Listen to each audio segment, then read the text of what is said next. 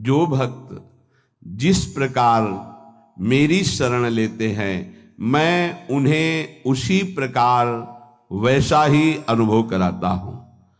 सभी मनुष्य सभी प्रकार से मेरा ही अनुसरण कर रहे हैं, मेरे मार्ग का अनुसरण कर रहे हैं। कल चर्चा हुई थी कि जैसे आप भाव करेंगे भगवान वैसा ही आपको अनुभव कराएंगे। अर्जुन भगवान श्री कृष्ण के प्रति सखा भाव रखते हैं, तो देखो भगवान उनके सारथी बन गए। भगवान सारथी बन गए, बहुत सरल शब्द में कह दिया गया, लेकिन स्थिति तो देखो। भक्त ऊंचाई पर बैठा हुआ है, पादुका के पास सबसे ऊंचे भगवान बैठे हुए हैं। ये था माम प्रपद्यन्ते, सखा माना तो भगवान। सखा सोच बल त्यागहु मोरे, सब विधि घटब काज में तोरे। जो भगवान कहते वो करके दिखाते। घटब, कितना घट गए। ध्येयम सदा परिभवनम अभिष्ट दोहम तीर्थास्पदम शिव विरंच नुतम शरण्यम। वो भगवान वहां बैठे जा अर्जुन जी की पादुका है। क्या सब विधि घटब काज में तोरे। ऐसा कौन स्वामी होगा जो अपने सेवक के लिए ऐसे उतर जाए, घट जाए, अपनी महिमा से उतर जाए। कभी रोना नहीं आता किसी को। मेरे साथ प्रभु कितनी कृपा कर रहे हैं, कभी रोना नहीं आता है। कैसा कपटी संसार है। गुरुदेव अपनी महिमा से उतर करके, नीचे उतर करके हमारे जैसे बनकर हमसे संभाषण करते हैं, हमें प्यार दुलार शासन करते हैं। कभी एकांत में किसी को गुरु के प्रति रोना आया? मोटे मोटे आंसू सामने गिरते देखते हैं अपनी वासना की पूर्ति के लिए, अपने मन की शांति के लिए, हमारे मन को सुख मिले बस। कभी ये रोते कि अहो कृपालु करुणा में आपका कैसा स्वभाव है, हे स्वामिनी आपका कैसा स्वभाव है। कभी ऐसा नहीं। विश्वामित्र जी भगवान के प्रति शिष्य भाव किया तो भगवान शिष्य बन गए। अगर थोड़ा भी विलंब पुष्प लाने में हुआ तो भगवान डर रहे थे कि गुरुदेव की संध्या पूजा में विघ्न न हो जाए, गुरुदेव की जो सेवा में थोड़ा भी समय लगा तो डर गए भगवान। शिष्य भाव, जैसा भगवान के प्रति भाव करोगे वैसा ही भगवान आपके सामने आ जाएंगे।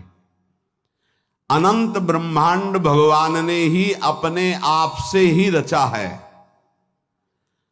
कितना विलक्षण भजन का प्रभाव होता है कि अनंत ब्रह्मांडों का स्वामी आप जो भाव करोगे वैसा आ जाएगा बन के। अगर आप भगवान को भोग रूप में चाहेंगे तो भोग रूप में भी आ जाएंगे। ऐसा ही है, बड़े कृपालु हैं। जिस रूप में आप चाहेंगे भगवान आ जाएंगे।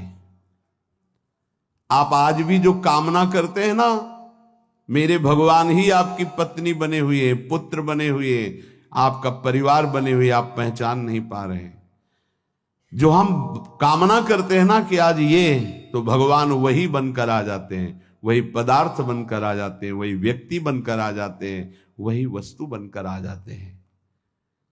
यद्यपि भगवान ही है, दूसरा कोई नहीं है। वही अपने आप को प्रकट किए हैं। उपनिषद में आता है एकाकी न रमते। खेलने की इच्छा हुई तो दूसरा कोई हो तो खेले, तो अपने आप को इतने रूपों में खेल में फैला दिया। एकाकी न रमते।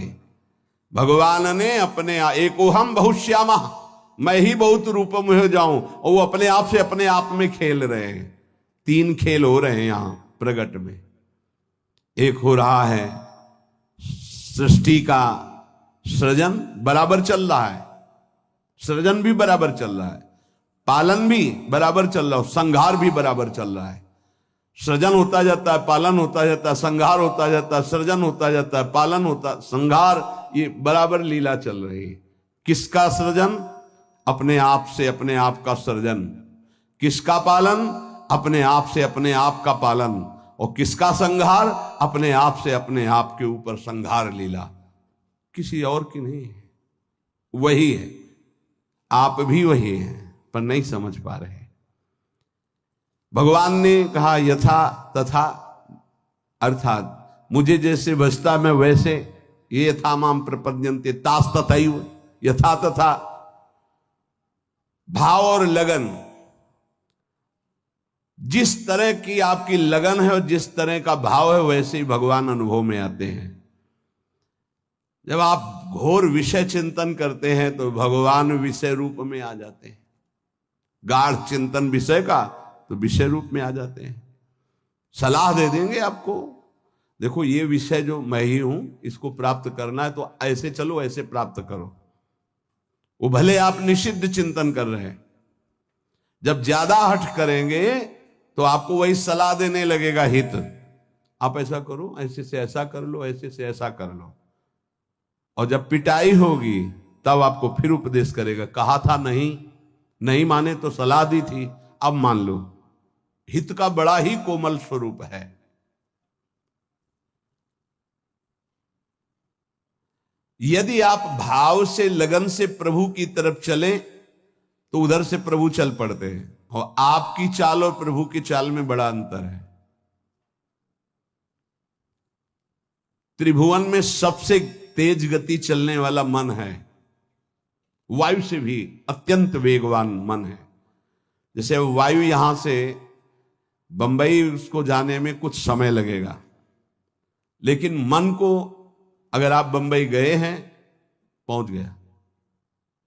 मन से भी वेगवान गरुड़ जी हैं, जो भगवान के वाहन हैं, वो मन से भी वेगवान है। और गरुड़ से भी वेगवान भगवान की गति है। तो जब उपासक भाव और लगन से चलता है तो बहुत जल्दी भगवत प्राप्ति क्यों हो जाती है? बोले दरिया दूषण दास में नहीं राम में दोष। भगवत प्राप्ति में दोष आपका है जो आप देरी कर रहे हैं, भगवान की तरफ से नहीं। जन चाले इक पावणो हरि चाले 100 कोश। एक कदम भक्त भगवान की तरफ चले तो 100 कोस भगवान भक्त की तरफ चल देते हैं। 100 कोस उनका वेग है ऐसा। वो अपने कदम से एक कदम तो ब्रह्मांड पार कर दिए। आपका भाव और लगन, भाव में तो विषय भरा है, लगन लगी भोगों की तो बार बार वही आ रहे हैं भोग रूप में, दूसरा कोई नहीं। पर जब भोग रूप से आप विषयों का सेवन करते हैं तो फिर नरक रूप से भगवान मिलते हैं, रोग रूप से भगवान मिलते हैं, दंड रूप से, जलन रूप से भगवान मिलते हैं। भगवान का कौन सा रूप आपको पसंद है? आनंद तो छोड़ो इसे, आनंद सिंधु प्रभु के रूप का ध्यान करो, उनका नाम जप करो। भगवत प्राप्ति में कोई बाधा नहीं डालता, साधक स्वयं बाधा को स्वीकार करता है। क्योंकि भगवत प्राप्ति के लिए जो तुम्हें समझ दी गई है उसका प्रयोग नहीं कर रहे। भोग सामग्री देखी, समझ कह रही कि नहीं इससे बहुत विलंब हो जाएगा, भगवत प्राप्ति नहीं होगी, आप ये अनसुनी कर दिए, उसे भोग लिए। किसकी गलती रही? आपकी। आपने अपनी समझ का आदर ना करके और भोगाकर्षण का आदर कर लिया। अपने समय को, अपने जीवनी शक्ति को, अपने समझ को भगवत प्राप्ति के योग में लगाना चाहिए। आप भगवत प्राप्ति की वियोग में लगा रहे हैं, दूरी बनाने में लगा रहे हैं। चलना इधर है, चल इधर रहे, इसमें कमी आपकी है। सामर्थ्य जितनी है, अगर उतना कदम बढ़ा दो तो तुम्हें खुद अनुभव होने लगेगा भगवान कितनी वेग से आपकी तरफ आ रहे हैं। पूरा समय, पूरी सामग्री, पूरी सामर्थ्य भगवत प्राप्ति के लिए मिली है आपको। पूरा समय, पूरी सामग्री, पूरी सामर्थ्य भोग प्राप्ति में लगा रहे हैं आप, देख लीजिए। कारण समझ सामग्री समय का दुरुपयोग कर रहे हैं, क्योंकि तुम्हारे अंदर लगन नहीं, अगन नहीं भगवत प्राप्ति की।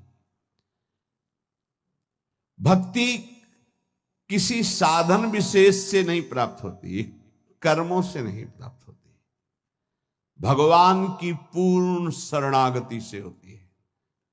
कई बार इनकी चर्चा हुई, पूर्णता कैसे होती है। हे हृदय से प्रभु की शरण, यदि परमार्थ में उतरे हो तो चैन नहीं है। यहां दरस बिन दुखन लागे नैन, जब से तुम बिछुरे पी प्यारे कबो न पायो चैन।